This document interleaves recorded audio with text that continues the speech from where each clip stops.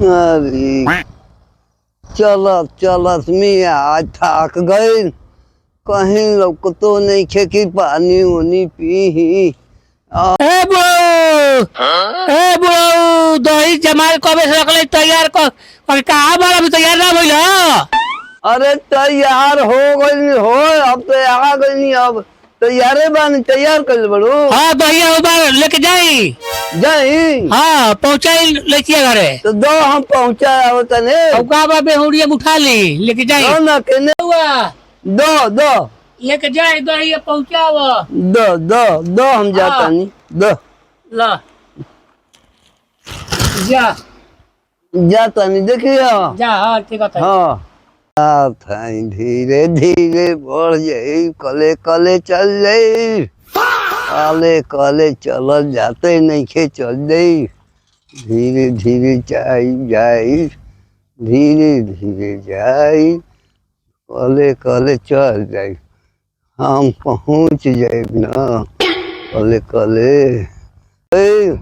कहीं कल पता ना कुछ पानी अम्मी थक गई है जे तनिका आराम कर ले तब जाई।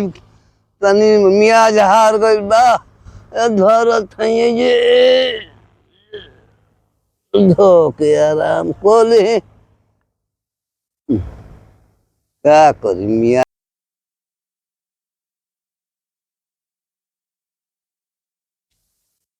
का बाबा का बाबू कहाँ घर पड़ी? अरे घर मधुरामपुर पर ही हो भाई। ये में का ले ले भाई? अरे ले ले हाय बाबू दही जात है किया यहाँ पहुँचावे के। कौन गाँव पहुँचावे के बा? करकटपुर जाए के बा। तो 10 कोस पड़ गए। अरे बबुआ जान दिया कि पैदल जात है? पैदले जात है। हम जवान रही तो 10 कोस के हम कुछ जानते ना रही, हम चल जाते रही। मियाज पुरान हो गई, शरीर नहीं खे चल जाता। 10 कोस रवा पैदले आवत है 10 कोस? हाँ पैदले आवत है, कले कले कले आवत है। अब तो बुढ़ापा के शरीर भइल, कले कले न चलत है। बताई हमनी के 1 किलोमीटर जाए के पड़ता तो गाड़ी से जाता ना आदमी। तो गाड़ी 10 कोस से आवत है पैदले? हम कले कले अन्हार ही के चलल है। अनहार रही के अभी तक पैदले चलत है? हाँ भोर ही के चल। पियासो लगे घर हमार पियास देखता नहीं के ना हूँ कल बोल लौकत नहीं के आगवा चलता बोरिंग चलता तो जाता नहीं हो जे बैठ के पी ले पनिया। हमार घर एजा रही तलावा के पानी पतर पिए थी। एजा घर ना हो, गाँव में घर हो। गाँव में बा। हाँ। अच्छा अच्छा ठीक बा हम जा धीरे धीरे बोरिंगिया पर पानी पी ली आ निकल जाई। अच्छा ठीक बा हम जाता नहीं। अलगावे के ना पड़ी। अरे बबुआ उठा ले भो। खा ले। हाँ उठा ले हम जाता नहीं हम। अब तो बोरिंग मिटाइल बा। अब ए बोरिंग लौकता यही जे पानी हम पी ली तो अब जाइब के न हो जाइब हम। बोरिंग भेटा गई तनी भर पेट पर चलत चलत मियाज थक गई बा। तनी पानी पी ली भर पेट पर जाइब। है जो धर तनी धो के पानी पी ली।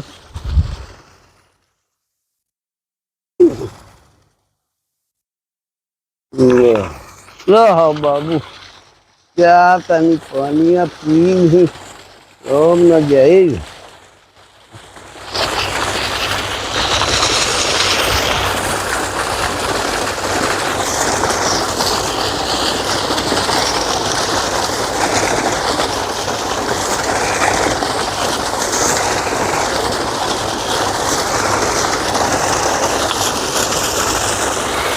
अब पानी पी लेली मियाज हथिर हो गई, भर पेट पानी पी लेली मियाज जुड़ा गई।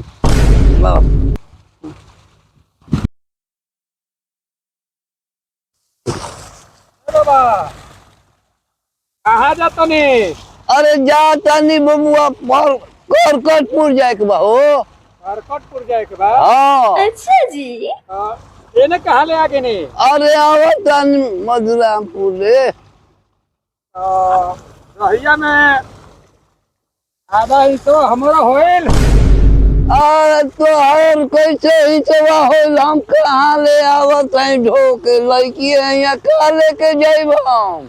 आय जाए तो एने का करे इने ए जाइनी हके नहु पानी ना लौकत रहे, बोरी निया देखनिया कि चलत तो धक पानी पीने खातिर न बैठनी है बड़ी दूर आवत है। ठीक बात आय हाँ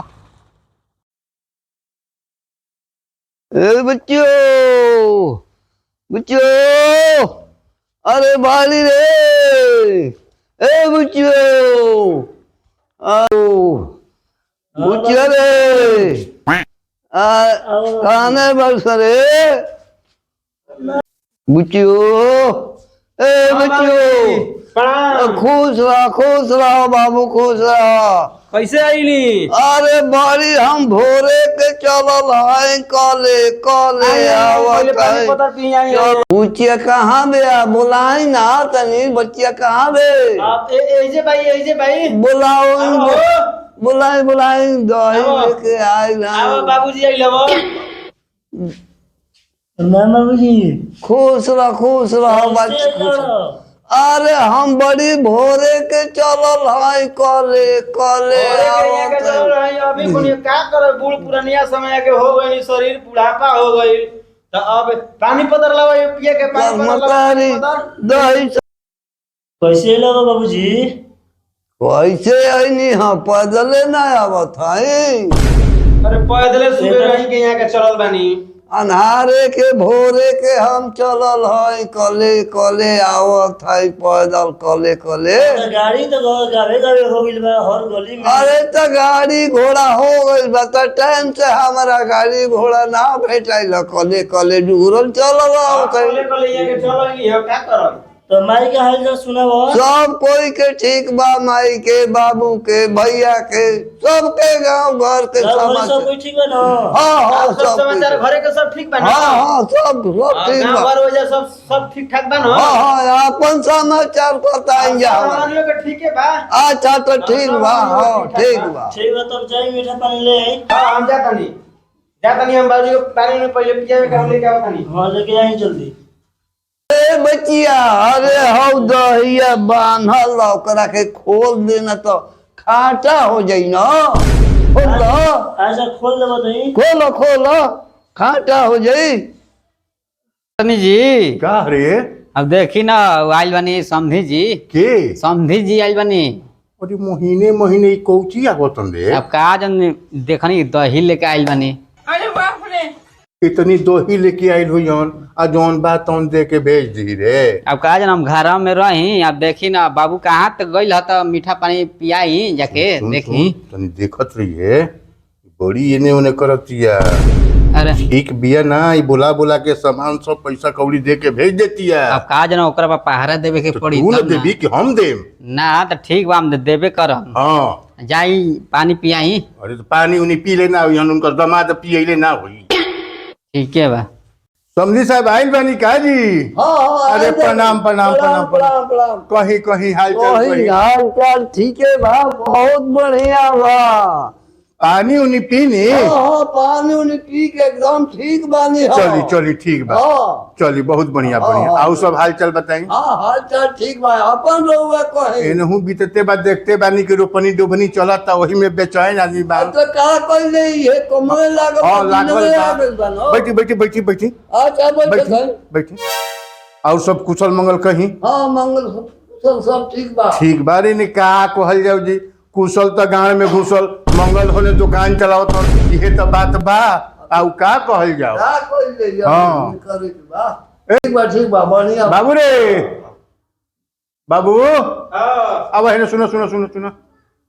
और देखा तनी भाई, अब हम तो उन्हें खेती गृहस्थी में फसल बनी। हां तनी अब तनी सेवा सत्कार करो। हां ना खेतियो तो देखे के बा। हाँ। हां तो हम देख लेते हैं। जा तू हाँ ठीक। अरे हमारा जाए के ठीक। बा बड़ी कहाँ जाई?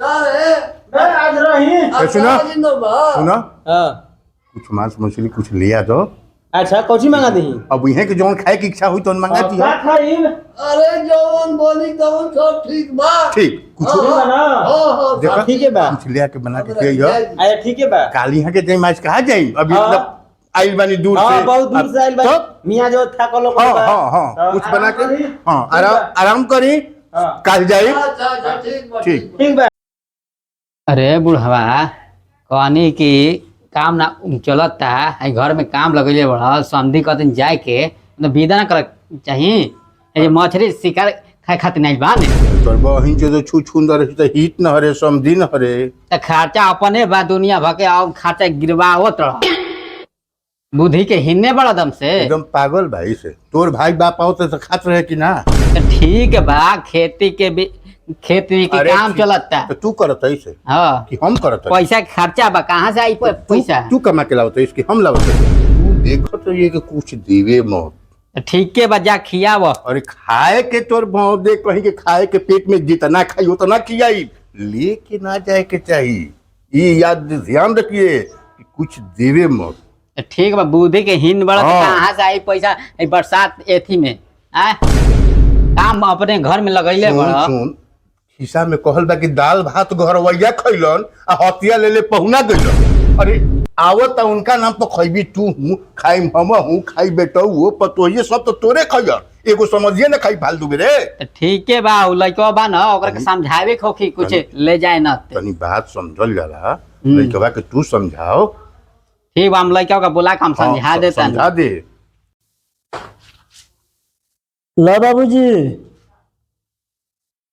एमे सामान बा माई के दे दी हो अच्छा अच्छा ठीक बा हम जाए दे अरे दे तारू कौची है में के जान देखे ये सब सामान बा तोरा के बोले न लगे हन जा कौन नहीं गसन हां कौन नहीं गसन हम तो देखी अब बोले रुक जा बाबूजी देवत हेलो पैसा उसा अरे देखी हो सुन तो बोले लगे असमारे भैया भैया वही सब बाहरे बावन जा अरे तो देखी हन तो तोहरा के बोले लगे हन जा हम चल देता ना कोई नहीं है ना अच्छा ठीक कोई बा। नहीं के लेके चल जा बाबूजी हाँ, तो हम जात हन तो हाँ ठीक बा। जात हन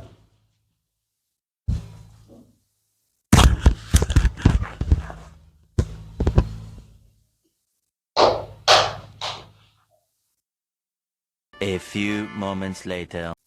ले रे बुढ़ियो आ गनी ई बुढ़वा तू सब का कच्ची कच्ची लेके घर से लावस रे बुढ़वा? अरे कौची बा जवन देलो तवन ले लेली हम कहे कि चलो ले एगो चलो तो अपने हम ये गरीब भैया उ लड़किया के निकाल दे सब का कर ले बुढ़वा अरे लड़किया के कैसे चुपे न देलो सिया आ खोजिए जो घर में के रे बुढ़वा अरे ना खोजी हंजा कहलो से कि फैन बाबूजी आई हो आ सब भर के लेल बड़ो जाले हाँ काम चली 2 महीना ठीक बा धा दे साईं दर ले है धर पैसा का लाइल बड़ा अरे बचिया देलो से चुपे देलो से की हाँ कहलो से कि 2 महीना काम चली तो फिर नहीं हो आ ससुरा खोजबै पैसा बा अरे ना हो तो आके देलो से अच्छा ठीक बा धा दे हाँ धरो 2 महीना के चली